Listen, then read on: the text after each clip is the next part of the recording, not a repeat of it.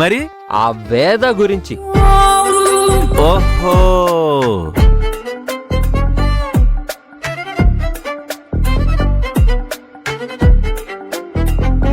ఓహో,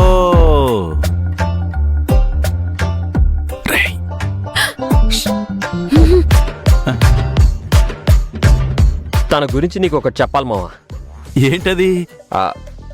వేద ఎలాంటిదంటావు? చాలా మంచి అమ్మాయి కదరా, నల్ల పన్ను. మావా, తన క్యారెక్టర్ గురించి కాదు, తన బిహేవియర్ గురించి. నిన్నటి వరకు ఎప్పుడు చూసినా బడా బడా వాగుతూ ఉండేదా? పగలు రాత్రి తేడా లేకుండా మూతి గిల్లిన కోతిలా అలా గెంతుతూ ఉండేదా?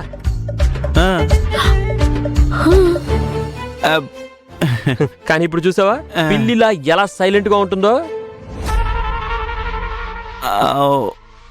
అదే ఎందుకంటావు? మనతో పెట్టుకుంటే అలాగే ఉంటుంది మరి. ఇంక నుంచి ఎక్స్ట్రాలు చేసావంటే తోలు చేస్తానని చెప్పా. గట్టిగా మాట్లాడావంటే నోటికి తాళం కప్పేసేస్తానని చెప్పా. కంట్రోల్లో ఉంది.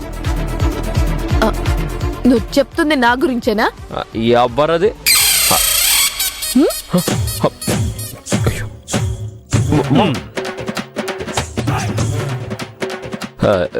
నువ్వెప్పుడొచ్చావు? నువ్వు టాపిక్ స్టార్ట్ చేసినప్పుడే వచ్చింది. మరి చెప్పాలి కదా. అంటే తన మీద నీ ఫీలింగ్ ఏంటో తనకి తెలియాలి కదా. నేనెందుకు సైలెంట్ గా ఉన్నానో నీకు తెలీదా? నువ్వు నన్ను బెదిరించావా? ఎవరన్నారు? నువ్వు నా మూతికి తాళం వేస్తావా? ఎవరన్నారు? ఏదో నీతో మంచిగా మాట్లాడదామని వస్తే నన్నే కమెంట్ చేస్తావా? నన్ను కమెంట్ చేస్తే ఏం చేస్తానో నీకు తెలుసా? ఏం చేస్తావు? అంజీ, ఎప్పుడైనా పండుకొత్తుని చూసావా? చూడలేదమ్మా. ఇప్పుడు చూస్తావా? ఎక్కడుందో చూస్తా. చూడు.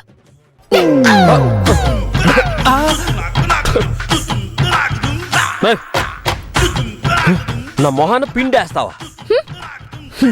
చేతిలో పిండుంది కాబట్టి పిండే వేశాను. కారం ఉంటే కారం వేసేదాన్ని. అప్పుడు కారం వేస్తుంటే నేను ఎలా అరిచేవాడినో తెలుసా? ఎలా? అతయా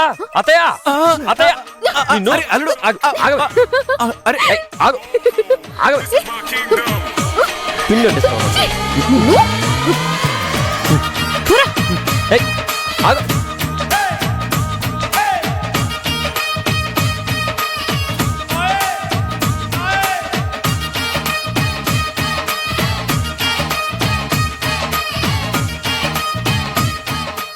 ఎరాలుడు, నిజంగానే నువ్వు వేద రావడం చూడలేదా? తను బయటకు వచ్చినప్పుడే నేను చూశాను మావయ్య. కావాలనే తన ఆట పట్టించడం కోసం అలా అన్నాను.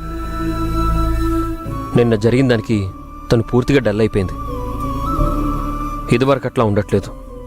తను ఎప్పుడూ నవ్వుతూ ఉండాలి. తనని కామెంట్ చేస్తే తన కోపం వస్తుంది. ఆ కోపం వస్తే నాతో గొడవ పడడం కోసమైనా సరే తను మళ్ళీ నార్మల్ అవుతుంది. అందుకే అలా కావాలనే అన్నాను. చూసావా, తను మళ్ళీ నార్మల్ అయిపోయి నా మీద కోపపడుతూ నవ్వుతూ వెళ్ళిపోయింది. నువ్వెప్పుడైనా ఎవరి విషయంలో అయినా ఎవరి గ్రీన్ రా. వేద అయితే చాలా అదృష్టవంతురాలు. ఈ ఒక్కటి మాత్రం చెప్పగలను,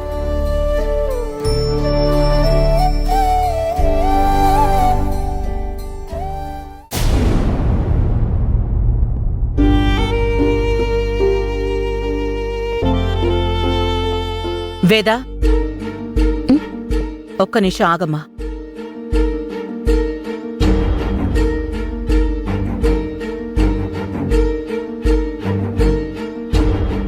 వేదా, చూడమ్మా, ఆడపిల్ల అన్న తర్వాత మన ప్రమేయం లేకుండానే కొన్ని సమస్యలు ఎదురవుతూ ఉంటాయి. సమస్యలొచ్చినప్పుడు భయపడి పరిగెడితే జీవితాంతం పరిగెడుతూనే ఉండాలి.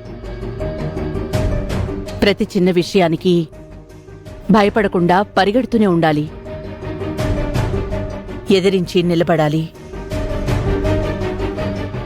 తెలివిగా ప్రవర్తించి పరిస్థితుల నుంచి బయటపడాలే గాని ఇలా డల్ అయిపోకూడదు.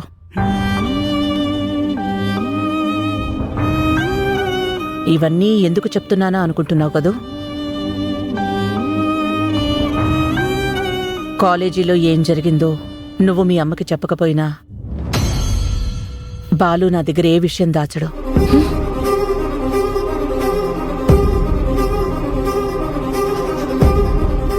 మొదటిసారి ఈ విషయాన్ని నా దగ్గర దాచాడు, కానీ ఎక్కువ రోజులు దాచలేకపోయాడు. ఇక నుంచైనా ధైర్యం మాటల్లో కాకుండా గుండెల్లో ఉండేలా చూసుకో. అప్పుడు భయం అనేది నీ దగ్గరికి రావడానికి భయపడుతుంది. మీరు చెప్పేది నేను నేర్చుకుంటానండి, కానీ మీరు కూడా కొన్ని మార్చుకుంటే బావుంటుంది కదా.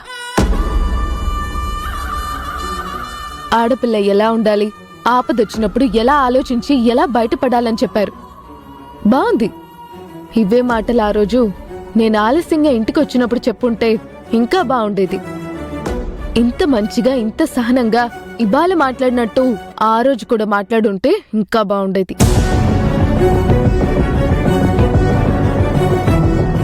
అప్పుడు కూడా నేనేం తప్పుగా మాట్లాడలేదే. ఎదుటి వాళ్ళు నొచ్చుకునేలా మాట్లాడారు. పెంపకం అది ఇది అని మా అమ్మ బాధపడేలా మాట్లాడారు. ఆడపిల్ల ఆలస్యంగా వస్తే ఎందుకు ఆలస్యం అయిందని అడగచ్చు. ఎప్పుడూ లేనిది ఇలా ఎందుకు అయిందని కూడా ఆలోచించాలి కదా. ఇప్పుడు మీరే అన్నారు కదా, ఆడపిల్లకి తన ప్రమేయం లేకుండానే ప్రమాదాలు ఎదురవుతూ ఉంటాయని. సమస్యలు పెంపకాన్ని బట్టి రావుగా. దీని గురించి మీరు కూడా ఆలోచించండి.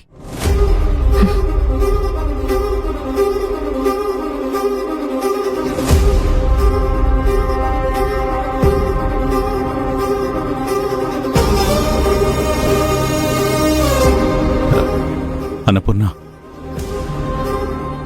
నేను మీ కూతుర్ని ఏమీ అనేలేదులేండి. నువ్వు తనని అన్నావని అనట్లేదు. నిన్ను తను ఎప్పుడు అర్థం చేసుకుంటుందా అని అనుకుంటున్నాను. చిన్నతనం కదా, అర్థం చేసుకునే సమయం వస్తే అన్నీ తనకే అర్థం అవుతాయండి.